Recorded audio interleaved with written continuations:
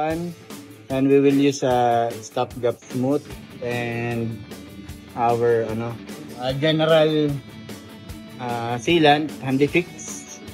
Yan. So dapat una malinis yung surface. Yan. Walang mga alikabok. Tapos lagyan natin.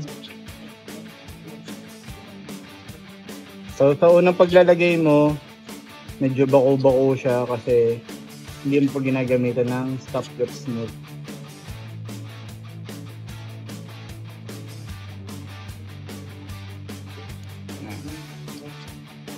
Tapos gagamitin natin ng stopgap smooth. Yan. Tapos depende sa mm kung anong gusto mong gamitin. Gamitin natin yung 5mm. So kung ano yung nandun sa dulo, kung ano yung naka-slant, yun yung lalagyan. Yan.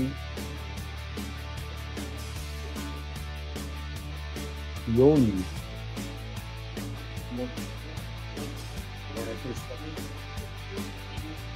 Kaya napakahalaga, kung nakikita nyo yung natanggal, napakahalaga na kung ano yung size ng nozzle, yun din yung size na ilalagay nyo.